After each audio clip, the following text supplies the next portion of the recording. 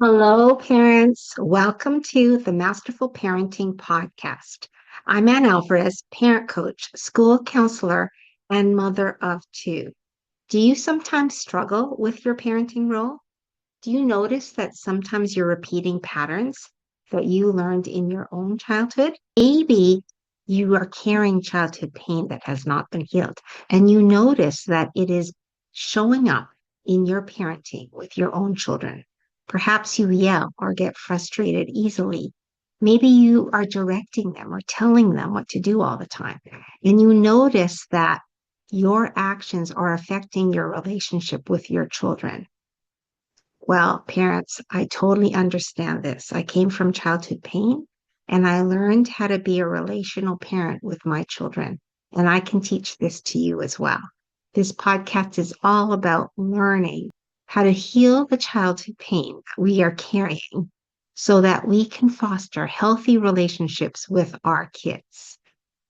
Join us every week for a new show, and we will dive into the healing and the fostering of healthy relationships with our children.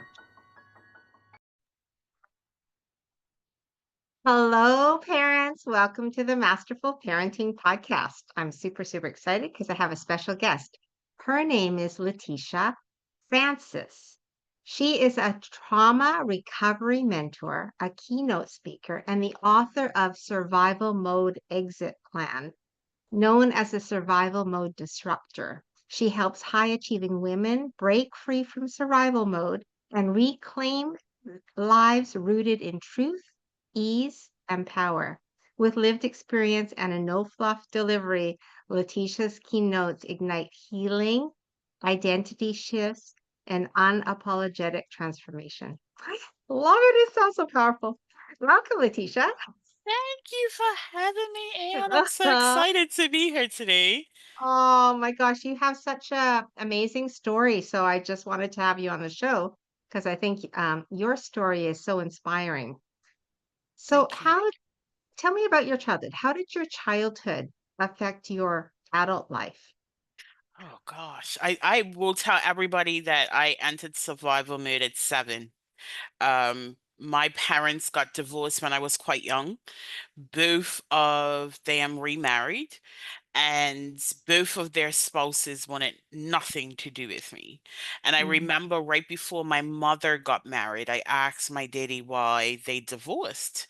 And my daddy told me at 7, with a very straight face, that my birth was the reason for him and my mom's divorce. Um, and that created a whole headache scenario for me because I processed that as my birth broke up the most important relationship in my life. mm, I hated myself, but I also processed a lot of anger towards my mom because of my father's narrative. And shortly after that experience, I was molested by a neighbor. And because of the narrative that I had been sold, I had really withdrawn from my mom, who I was living with at the time. So I felt unprotected and unloved because I didn't trust that I can go to her and tell her what had happened to me. That molestation, however, gave me something that I felt like I was lacking, and that was attention. So I kind Can of I just, sorry, can I just ask you, did you tell your mom that I it didn't. happened? No, I never told her. I actually told her about 3 months ago, um, for the Wow. first time. And so for me, as someone seeking attention, I got into a lot of trouble in school. And by the time I was probably 12, I had lost, no, I was 12. I had lost my virginity to rape. I was then groomed by a man that was more than twice my age, and I ended up in a relationship with him at the age of 14. And that was a highly abusive relationship that ended as a result of me being stabbed. Um, so all of that rejection and abandonment and emotional neglect that I experienced kind of just carried through with me into my adult life. I was a person who thought after my stabbing that my life would just magically go back um, to normal because I left this person, and I never recognized that I actually had to do work myself. And it Right. took me probably 18 years to start piecing my life back together after my stabbing. What that looked like was two highly volatile relationships with drug addicts. Mm. Um, the last one landed me in jail. I got arrested on my corporate job because of what my boyfriend was doing. So yeah, my childhood birthed a lot of dysfunction in my adult life. Mm. Um, Simply because I didn't feel like I had been loved enough. You're right. That pinnacle moment when you asked your dad why they were not together, your parents were not together, and then he said that it was because of your birth that caused problems in their marriage. Like you as a child, you have a message about that, right? About Yeah, yourself, yeah. your about your worth. You know that maybe did you say like I'm a mistake? Like, I definitely felt like a burden. yeah, I wouldn't say mistake was the label I gave, but I felt like I was a burden. Um, and I felt like that for many years because I have a huge personality. I am a storm in a teacup. And that burden narrative was perpetuated with almost every adult that I had in my life growing up. Teachers labeled me, you mm, know, parents of my friends labeled me. mm, It was just like I was too much for everyone that came in contact with me, which then, reiterated, you're a burden, boo. Like, you're yeah, just in the way. yeah. And you were looking for attention, right? But then you were Absolutely. getting negative attention. Right? Absolutely. Yeah. And then what's your relationship like with your parents now? I have a great relationship with my mother. I have not spoken to my father in nearly 10 years. And Okay. I will never speak to him again. Yeah. His narrative is still the same 40 Yeah. years later. I later learned that the real reason for the divorce was my daddy was cheating. And to hear him many, many years later tell somebody the exact same story that he had told me when I was 7 was the end of my relationship with him because there Yeah. was no ownership for his part, the part that he played. Um, and that was unacceptable, knowing the residual impact of that conversation in my life. Right. Right. Okay. Well, that's understandable. I'm glad you have a good relationship with your mom, though. Um, Yes. tell me about motherhood. Like you said that have found healing in motherhood. What what Yes. is what does that look like?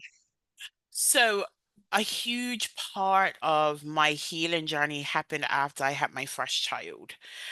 And it was because I didn't want to mess up my kids. I did Mm, not want my children to walk a millimeter in my shoes.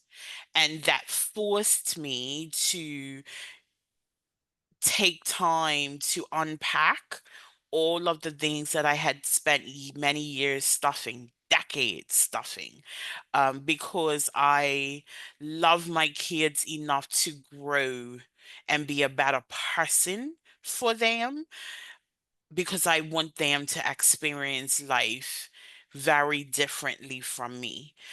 mm, I thank my children every day. They are the reasons I'm an entrepreneur. They are the reason why I anchored into my healing journey. And they are the reason why I get up every day and do my best to be a better version of me. wow, that's so inspiring. I relate to your story because that is the moment for me when I decided I have to be different. I have to change. I don't want a repeat of this with my own children. So, so amazing. So how did you learn about like healthy relationships, right? Because you didn't grow up with healthy relationships. So did you have models to show you what is a healthy relationship? My so while I had issues with my parents, my family unit, particularly on my mom's side, are very close. When I say a level of fortitude, my family is a family of extremely strong women. And so they modeled that a lot for me. I think the reason why there was a disconnect for me growing up was there was a lot of shame associated with my journey and the way that I showed up. Like I knew that I was acting out. I knew that I wasn't living up to their expectations. So I probably intentionally created a divide just so Yeah. that I didn't have to hear their opinions. But I think, my mom's family, great relationships were forged, and I've watched that most of my life. Once I was able to let go of the shame associated with my journey, it allowed me to foster better relationships with my family, particularly those women on my mother's side. And I think that has helped me in my healing journey and in my self-love journey as well. Yes, yes. Wow, that's so great. I believe that there's that people will come to you, even though like you might be living in dysfunction. There will be evidence of healthy relationships in your life, right? Mhm. And I felt that with my aunt. My aunt, my mom's sister, the youngest sister, she embraced me. And even though she didn't live where I lived, she did write me letters. She sent me every month without fail Norman Vincent Peale readings, biblical readings to inspire me and give me hope. And honestly, that is what got me through a lot of what the pain, the childhood pain that I was experiencing during that time, right? So when Mhm. you say that there were some influential women, that there was some good relationships there, um, that just so speaks to me, how Mhm. impactful the extended family can be when you are going through dysfunction in your own home, right? Absolutely. What would you tell mothers like to like maybe you can give some tips on mothers that are still carrying pain. How do we move forward and get better and heal? So, as an entrepreneur, one of the things that I learned very early on was the know, like, and trust factor. With your audience and being able to connect with people. But I take that a step further when it comes to healing, and that's know, like, trust, and accept. And I think that is a huge part of that journey. Um, a lot of times, as mothers, as women, we journey through life and we lose ourselves along the way. We also have very negative experiences that have us judging ourselves very negatively. And we often carry shame because of the experiences that we had. And one of the things that really helped me along my journey was just that, getting to know myself beyond my trauma, getting to like myself beyond the things that I had been through, getting to trust myself again because I lost self-trust because of the decisions that I made, and then finally get into a place that I can accept my past for what it was, get into a place where I can accept my flaws for what they are, and really learn how to love myself in that process. So, speaking to any mother, I would encourage them to get to know, like, trust, and accept yourself in this moment. Even Mhm. if you think you love yourself, the you of today is different from the you of tomorrow. And I think every part of our healing journey is being able to adapt to the changes that occur in our lives and being able to get back to that place, knowing, liking, trusting, and accepting ourselves. Yes, yes, because I think you have to realize that you are not the bad things that happen to you. You're bigger than that, right? Mhm, Like all of us experience bad things that happen to us. A lot of times, hurt people hurt other people, and that includes children. And so, if you are around people who have pain and that haven't healed, that you might have been an object of that pain, right? But mhm. it wasn't about you at all. I guess that's what that I think for me on my own personal journey, similarly to you, right, with abuse and dysfunction in my home, I learned that it wasn't about me at all. And it was about my parents carrying pain that was unresolved and that they needed to heal that pain to be a better parent. And we have to heal it so that we can be better parents, right? We have to heal it. Absolutely. So Absolutely. don't take on the identity of the wounded, right? Because it was the wounded that wounded you, but take on the identity of who you truly are, right? Hmm. The magnificent, amazing person you truly are. Hmm. Is that Absolutely. yeah, right? You Yeah. embrace that, right? I do. And Exactly. beyond that, it's that understanding, as I became trauma informed, I learned that trauma can be passed on through 8 generations. And if we really don't want our children to experience a life that we had, we owe it to them and ourselves to heal. Yeah, yeah, yeah. So acceptance, you said, accept Hmm. yourself, right? Hmm. Embrace yourself. Don't live in the past, right? And keep moving forward, right? Hmm. That's Absolutely. I really want to know more about this disruptor. This is how we disrupt it, right? This is how we get out of survival. Yes. So when I talk about accident survival, I say it happens in 3 steps. And the first step is awareness. We cannot change what we cannot see. And I liken awareness to a lighthouse. Yes. Um, Anyone that's grown up on a shore or have ever experienced a lighthouse, it's a rotating light that lights the sea for maybe 10, 15 seconds on rotation. But in that lightening of the sea, you see a path in front of you, you see what's around you, and it gives you the opportunity to change course so that you don't shipwreck or um, so that you don't harm yourself in any way. So when I think about awareness, particularly when we have been set in survival mode for quite some time, it gives us the opportunity to address the residual impacts that have kept us there, the survival identities that we might have picked up as a result of the trauma that we've experienced. The next step is reprogramming, Yeah. changing the narrative, shifting the way that we think.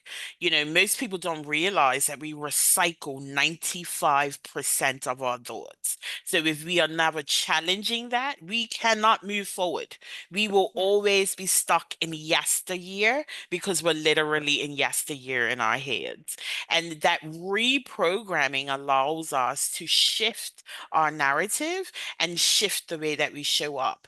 And the last step is reinvention. In order to thrive beyond trauma, you have to let go of the survival identity that you had to assume in order to survive. It served you in survival. It will not serve you in thriving. So, a huge part of that healing process, so that you can finally exit survival mode, is letting go of the woman you became to survive and reinventing yourself into a woman who is ready to thrive.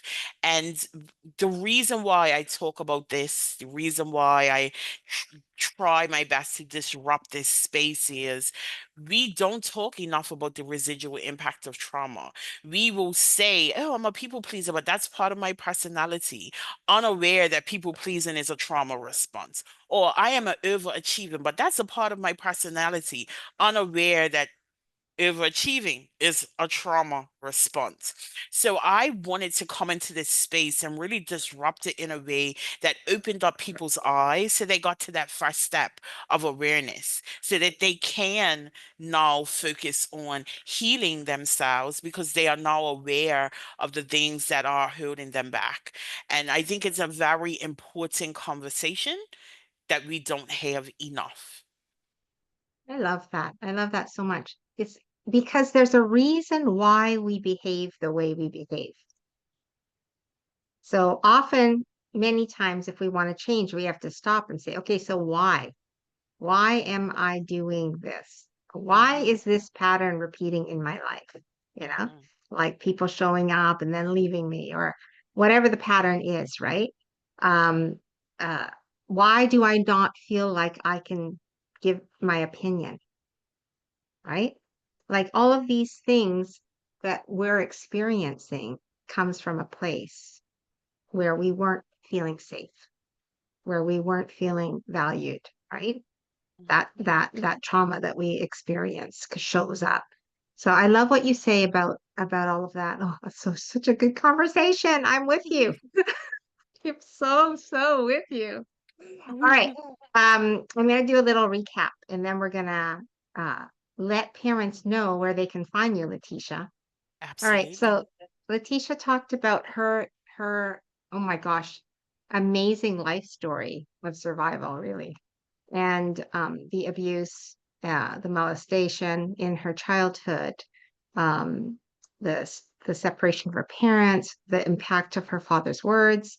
All of this brought her to this ongoing saga of survival. And then in motherhood, she made a decision to change it all and did not want her children to experience what she experienced. So she became aware of it. And she learned about healthy relationships from her extended family, from her mom's side, uh, her her aunties and the strong women in her family made a big impact in her.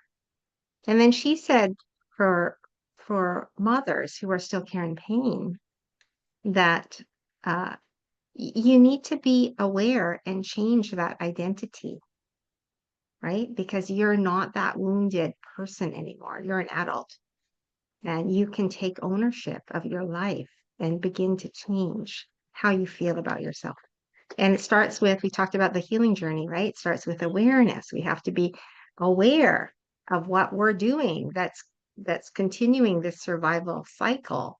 And then we also have to shift our narrative, right? Letitia talked about shifting our narrative, that what we're telling ourselves about us and our identity so that we can move from survival to thriving. And um, we have to disrupt it and change it. Mhm, Change how we're feeling about it, change our actions, change our habits, but change ourselves. And in that process, we can move from survival to thriver in our lives. mhm. Is that good? Did I recap it? Yes, ma'am, you did. And we're all here for thriving beyond survival. Yes, thriving beyond survival. I love Yes, it. I love it. All right, Miss Letitia, please tell parents where they can find you. I know you're all over social media too, so maybe just you can give me all of your links and I'll put them on the show notes, but maybe just let parents know where they can learn more about you and your absolutely. book, your book. Yes, yes, yes. So First up, if you want to know a little bit more about me, is my website, leticiarenee.francis.com, LeticiaRenee.francis.com. There you'll get information about me, how I speak. I have a gift there that I'll share with you. I'll give you the link to that gift so you can share with your audience. It's a blueprint to accident survival mode, and you'll have the information about my book there. I don't sell it on Amazon. You can only get it exclusively through my website. Um, and you can connect with me on social media from there. The place that I spend most of my time is LinkedIn. Um, but yeah, connect with me on my website and it will give you all the information that you need, Okay, including my podcast. fantastic. I'm going to put your links on the show notes, parents, so that you will be able to connect with Leticia. Leticia Francis, thank you so much. I'm so inspired by your life story and your work. I love it so much. And Thank you. so thank you so much. And parents, this is our time to thrive, not survive. So let's take action and move towards it and get help. Get help if you need it. We are here for you. All right. Thank you so much and take care, everybody. Thank you, parents, for joining the show today. I hope it was valuable and that you have some useful tools to use with your children. If this show blessed you or changed you in any way, I would appreciate a review on my podcast, or subscribe to my YouTube channel, or perhaps you could even recommend our masterful parenting to your family and friends. Thank you so much, parents.